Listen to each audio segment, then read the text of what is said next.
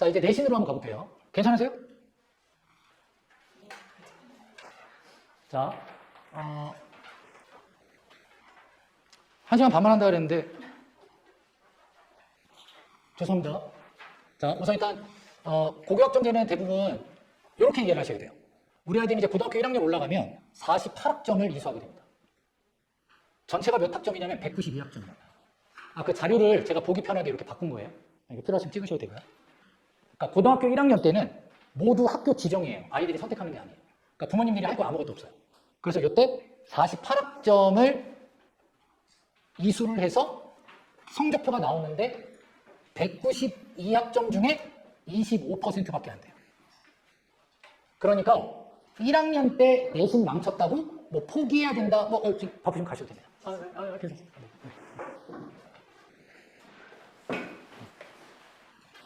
그러실 필요가 전혀 없습니다. 그래서 1학년 때 상대평가하는 과목들이 요거예요. 국어, 영어, 수학, 사회, 과학, 잘못됐네요. 한국사입니다. 이렇게 얘네들은 다 상대평가로 반영이 되고요. 절대평가는 은미체, 그 다음 과탐 실험, 얘네들은 어차피 반영 안 되는 거라 이렇게 보시면 되고요. 중요한 건 이때 모든 학교가 고등학교 2학년 때 다 몰빵할 겁니다. 여기에서 이제 판가름이 날 거예요. 고등학교 2학년 때 먼저 일반 선택이라는 게 있어요. 일반 선택. 이 일반 선택 과목은 전 과목 상대평가입니다. 전 과목 다. 뭐 국어 같은 경우에는 화법작문, 문법, 문학, 문학, 독서 이런 거 있죠? 네, 그런 거 다 이제 상대평가라고 보시면 되고 수학도 마찬가지. 근데 여기서는 이제 학교 지정 필수 선택 과목이기 때문에 학생들이 따로 하는 게 아니에요. 학교에서 알아서 하는 거예요. 이게 36학점입니다. 그 다음에 이제 핵심이 요거예요. 진로 선택. 요거를 대학 권장 이수 과목이라고도 해요. 이 진로 선택 과목은 전문 교과와 함께 하는 거예요. 얘랑 하는 게 아니라. 융합 선택은 가장 낮은 수준의 학문이라고 보시면 돼요. 융합 선택은요.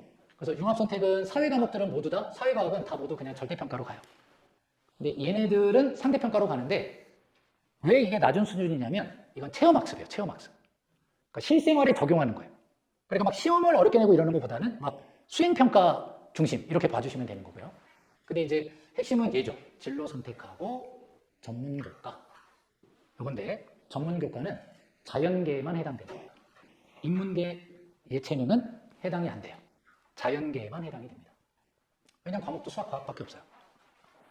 뭐 고급자 들어가면 다 모두 전문교과라고 보시면 돼요. 근데 얘도 이제 역시 상대평가인데 학교에서 절대평가할 수도 있어요.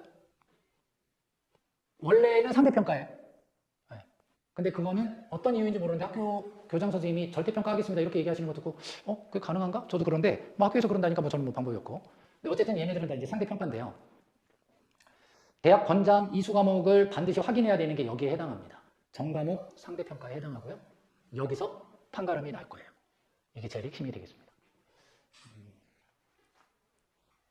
그 다음에 그래서 이거 일반 선택, 진로 선택, 융합 선택이 90학점이나 돼요. 학점도 제일 많죠.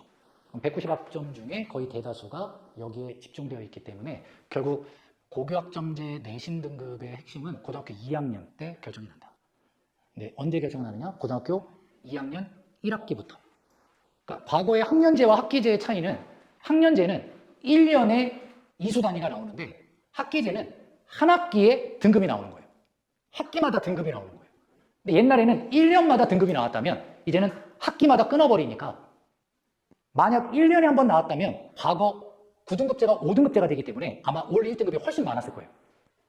근데 학기마다 등급이 결정나니까 올 1등급이 생각보다 그렇게 많지는 않더라. 이런 얘기입니다.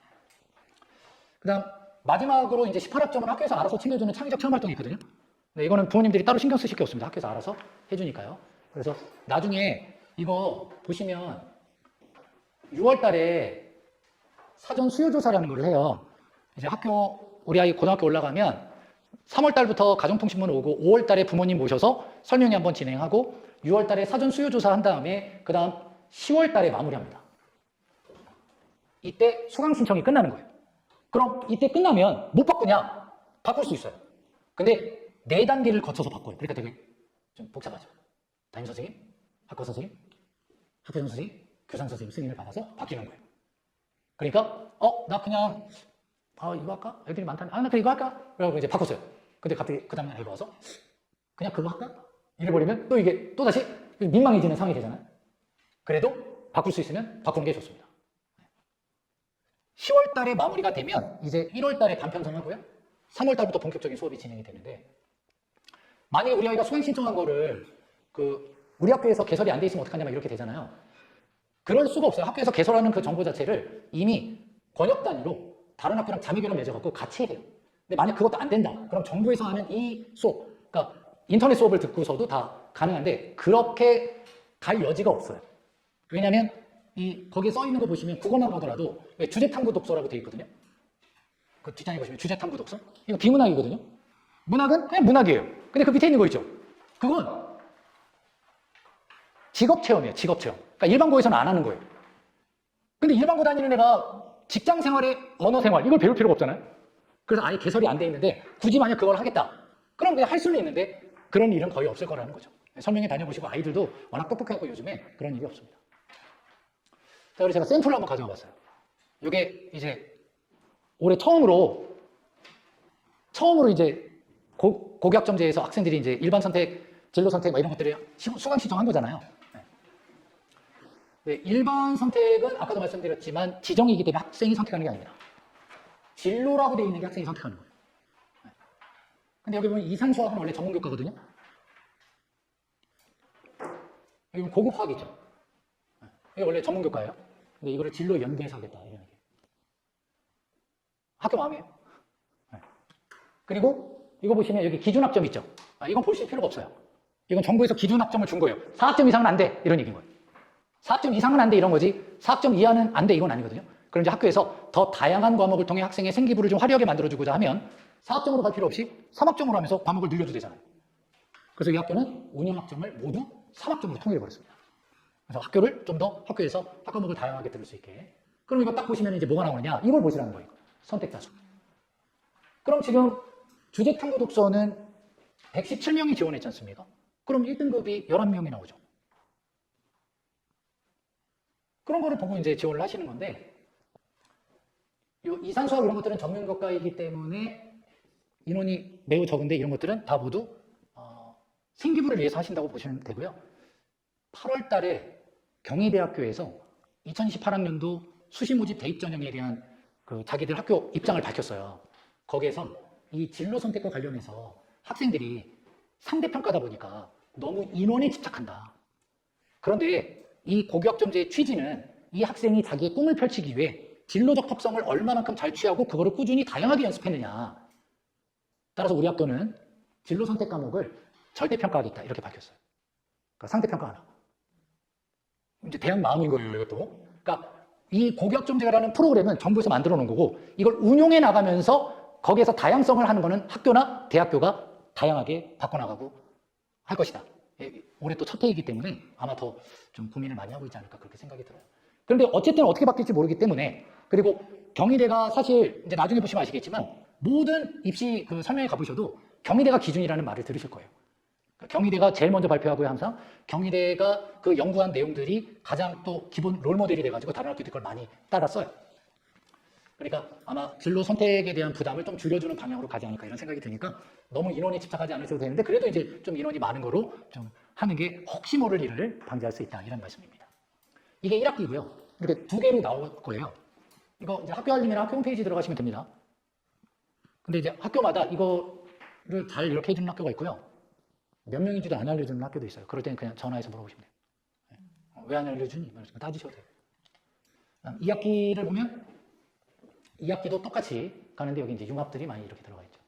근데 이 융합은 상대평가지만 얘는 절대평가예요. 얘는 상대평가지만. 그러니까 얘만. 사회 과목만 절대평가. 과학 과목만 절대평가예요. 진로는 상대평가고. 그 앞에 다 있습니다. 앞에 다 정리해 놓은 게 있어서 보시면 돼요. 그래서 이것도 인원을 딱 보시면서 선택하시면 좀 더 도움이 되지 않을까 싶어서 한번 넣어봤습니다. 샘플을. 이런 걸 나중에 보시게 될 거예요. 언제 보냐면 딱 요맘때. 10월 달에. 10월 달에 나오는 거예요. 내년 10월 달에.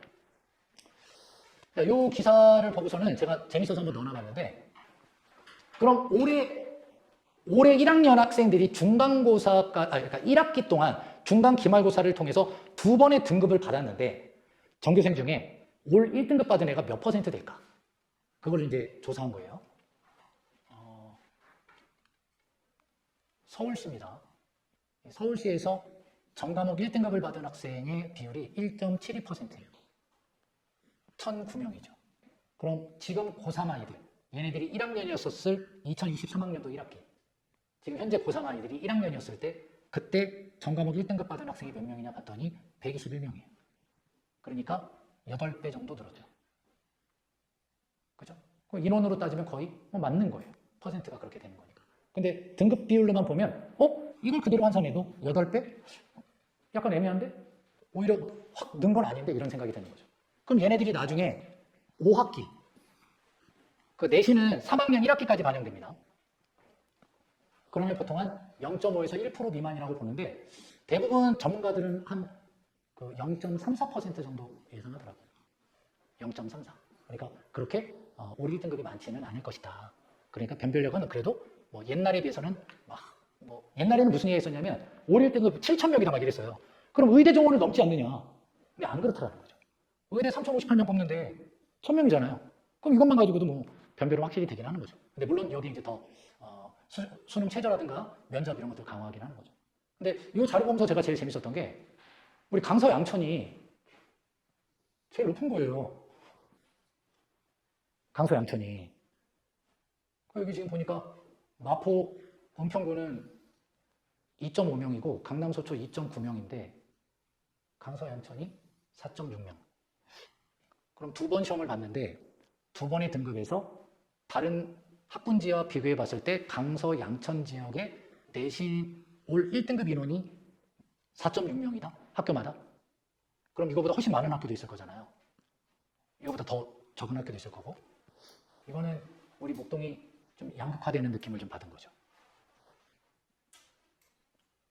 잘 섞이지 않는 거예요. 그래서 초반에 이거 한 아이들이 그래도 4.6명이니까 이것만 얘네들은 잘 유지해 주면 다른 지역에 비해 내신에서 훨씬 더 효과적으로 갈 수 있지 않을까.